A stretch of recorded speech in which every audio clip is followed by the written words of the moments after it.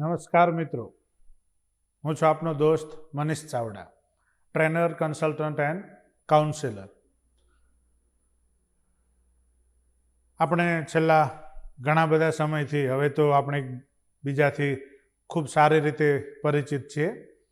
જે મિત્રો કદાચ આ ચેનલમાં નવા જોડાયા હોય એમના માટે પણ હવે તો હું પરિચિત થઈ ગયો હોઈશ. આપણે સુપર પબ્લિક સ્પીકિંગની જે યાત્રા કરી રહ્યા છીએ એમાં અત્યાર સુધીમાં અલગ અલગ ટોપિક પર આપણે 5 વિડીયો જેટલી યાત્રા કરી અને હવે આજે એ જ યાત્રામાં હજુ આગળ વધવાનું છે. મિત્રો, આપણી આ યાત્રા હજુ થોડી લાંબી ચાલશે. એનું કારણ છે કે આ કોઈ સામાન્ય પબ્લિક સ્પીકિંગની વાત નથી, આ સુપર પબ્લિક સ્પીકિંગની વાત છે. સુપિરિયર એટલે ચડિયાતું, જેમાં કેટલીક ઉમદા બાબતો, જેટલીક ઉચ્ચતમ પ્રકારની બાબતોનો આપણે સમાવેશ કરવાનો છે. એટલે આ યાત્રામાં તમે અંત સુધી મારી સાથે જોડાયેલા રહેશો એવી મને આશા છે.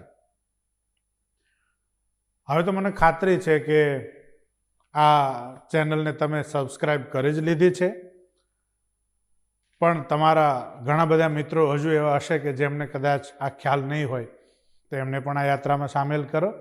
આ ચેનલ સબસ્ક્રાઈબ કરાવો. સબસ્ક્રાઈબ કરી બેલ આઇકોન પર ક્લિક કરી નોટિફિકેશનમાં ઓલ પર ક્લિક કરશો એટલે તમામ વિડીયો આપને મળી રહેશે, તો એ ખાસ યાદ રાખશો. હવે મિત્રો, આ યાત્રામાં આગળ વધીએ.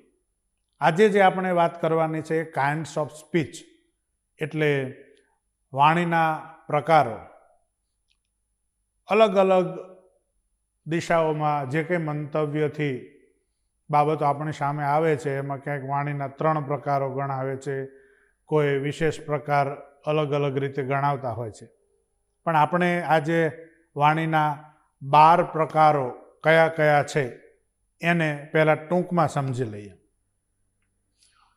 આમાંના ઘણા બધા સામાન્ય રીતે તમે સાંભળતા જ હશો અને કેટલાક પ્રકારો આપણા માટે નવા પણ છે.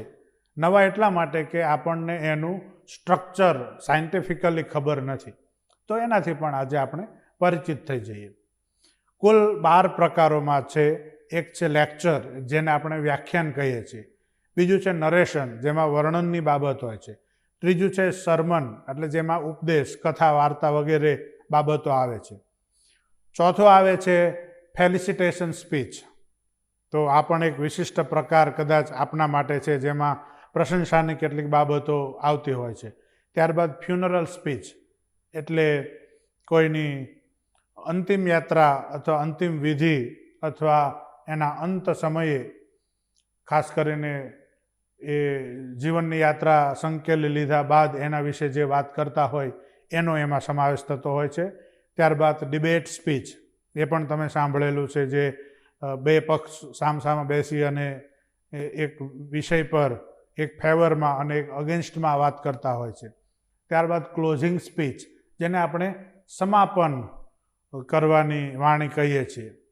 Preliminary speech. આ બધા ક્રમ પ્રમાણે આપણે ત્યારબાદના વિડીયોમાં જોવાના જ છીએ, પણ આપણે ઉડતી નજરે આ પ્રકારો જોઈ લઈએ. પ્રિલિમિનરી એટલે જેને આપણે પ્રાથમિક પ્રાસ્તાવિક સ્પીચ કહીએ. સ્કૂલ સ્પીચ, જેમાં શાળાની અંદર શિક્ષક મિત્રો, વિદ્યાર્થીઓ જે સ્પીચની રજૂઆત કરે છે એ. પોલિટિકલ સ્પીચ, રાજનેતાઓ દ્વારા જે સ્પીચ રજૂ થાય છે એ. ટોસ્ટ સ્પીચ, આ કદાચ તમને આશ્ચર્ય થશે કે આવી તો કઈ પ્રકારની સ્પીચ, પણ એમાં તો બહુ જ ટૂંકા ઉદ્ગારમાં એ બધી બાબતો આવતી હોય છે, એ પણ આપણે વિગતે જોઈશું. અને ફેરવેલ સ્પીચ, એટલે વિદાય આપતી વખતની જે બાબતો હોય. તો આ બધી 12 પ્રકારની ટોટલ સ્પીચ છે. એમાંની આપણે ક્રમ પ્રમાણે કેટલીક બાબતોની ચર્ચા કરીએ. સૌથી પહેલી ચર્ચા આપણે કરીએ છીએ એ છે લેક્ચર. લેક્ચર એટલે વ્યાખ્યાન. તો વ્યાખ્યાન છે એ સામાન્ય રીતે it is A teaching speech. એમાં કંઈક શીખવાની બાબતો આવે છે અને સામાન્ય રીતે એનો સમયગાળો 45 મિનિટથી 1 કલાક સુધીનો હોય છે. એક્સપ્લેનેશન ઓફ એ થિયરી, આની અંદર કઈ બાબતો આવે છે? મિત્રો, હવે આ બધી સ્પીચના પ્રકારો તમે કદાચ નોટ પેન લઈને નોંધી પણ શકો છો, અથવા તમને જ્યારે પણ સમય મળે ત્યારે વારંવાર આ વિડીયોને સાંભળી રિપીટ કરી એમાંથી મુદ્દાઓ લખીને પણ આપને આ ખૂબ જ ઉપયોગી સાબિત થશે, એટલે એની નોંધ પણ કરતા રહેશો. હું ફરીથી રિપીટ કરું છું આપના માટે. આપણે પહેલો પ્રકાર છે લેક્ચર, એના વિશે વાત કરી રહ્યા છીએ કે લેક્ચર એ શું છે. તો it is A teaching speech. એમાં શીખવાની બાબત હોય છે. એનો સમયગાળો 45 મિનિટથી 1 કલાક સુધીનો હોય છે, અને એમાં કઈ કઈ બાબતોનો સમાવેશ કરવાનો છે. તો generally it is explanation of A theory. તમે જુઓ તો વિજ્ઞાનમાં, ફિલોસફીમાં અને અનેક અભ્યાસની શાખાઓમાં બધી અલગ અલગ પ્રકારની થિયરીઝ હોય છે. તો એ થિયરીની એમાં બાબત હોય છે. ઇલિસ્ટ્રેશન્સ, ક્યાંક ઉદાહરણો એમાં આપવાના હોય છે. એપ્લિકેશનનો અર્થ અહીંયા થાય છે ઉપયોગ, કે કોઈ બાબત આપણે શીખેલા છીએ એ બાબતનો કેવી રીતે ઉપયોગ કરવો, એની સમજૂતી આપવામાં આવે છે. આર્ગ્યુમેન્ટેશન, એની અંદર દલીલ પણ હોય છે. દલીલ એ અર્થમાં કે એક જ બાબત વિશે કેટલાક ચિંતકોનું કંઈક જુદું માનવું છે, એ જ બાબત વિશે બીજા ચિંતકોનું કંઈ અલગ માનવું છે. તો એમાં આર્ગ્યુમેન્ટેશન પણ આવી શકે છે. ઇન્સ્ટ્રક્શન એટલે એમાં કેટલીક સૂચનાઓ એન્ડ ગાઈડન્સ, અને એમાં માર્ગદર્શન પણ આવતું હોય છે. ઇન્સ્ટ્રક્શનમાં સામાન્ય રીતે એ વસ્તુ કઈ રીતે અમલમાં મૂકવાની છે એના વિશે બાબતો આવે છે, અને ગાઈડન્સમાં કોઈ પણ બાબતમાં કેવી રીતે આગળ વધવું એનો આપણને રસ્તો બતાવવામાં આવે છે. તો આ વ્યાખ્યાનની અંદર બીજી કેટલીક બાબતો આપણે આગળ જોઈએ તો યુઝ ઓફ સુટેબલ પિક્ચર્સ. સામાન્ય રીતે કોલેજમાં અથવા તો ઓડિટોરિયમમાં જે યોજાતું હોય છે વ્યાખ્યાન, એમાં વક્તા પોતાની જે અનુકૂળતા સુવિધા હોય એ પ્રમાણે આ બધી બાબતોનો ઉપયોગ કરે છે. તો એમાં ચિત્રો ક્યાંક તમને બતાવતા હોય છે. હવેનો એ સમય તો કદાચ ગયો કે તમને હાથમાં લઈને ચિત્ર બતાવે. મોટાભાગે પ્રોજેક્ટર દ્વારા સ્ક્રીન ઉપર તમને એ બતાવતા હોય છે, તો એનો પણ આમાં સમાવેશ થતો હોય છે. મેપ્સ, કેટલાક નકશા બતાવવાના હોય છે. Slides, video projection, blackboard, sketches, આ બધી બાબતો લેક્ચરની અંદર ઉપયોગ થતો હોય છે. Possibilities of dialogue with audience, ઘણી વખત એ સાંભળનાર સાથે એક પ્રકારનો એમાં સંવાદ પણ કરવામાં આવે છે.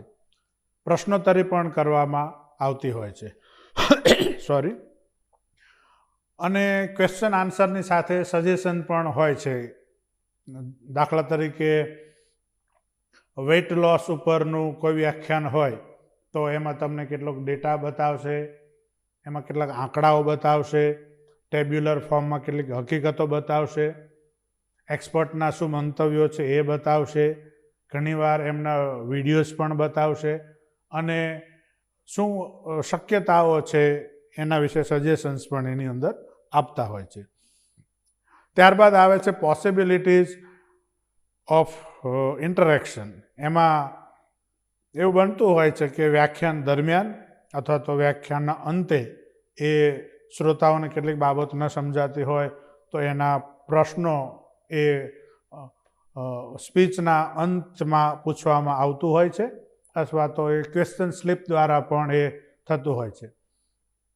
મિત્રો, હું આપને યાદ કરાવું કે અહીંયા વસ્ત્રાપુરમાં અટીરા ખાતે અમદાવાદ મેનેજમેન્ટ એસોસિએશન છે, તો ત્યાં પણ ઘણી વખત આવા ઓપન હાઉસીસ પ્રોગ્રામ થતા હોય છે.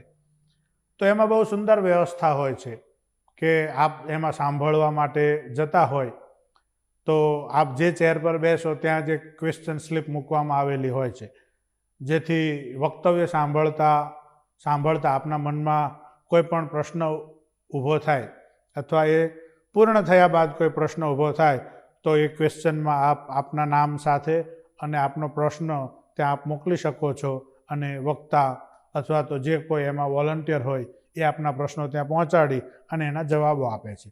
તો આ એક વ્યાખ્યાનની રીત છે.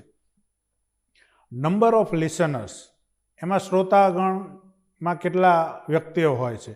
તો not less than 10 and more than 100. સામાન્ય રીતે લેક્ચર મેથડમાં 10થી ઓછા ન હોવા જોઈએ અને 100થી વધારે ન હોય તો એ વધારે સારી બાબત છે.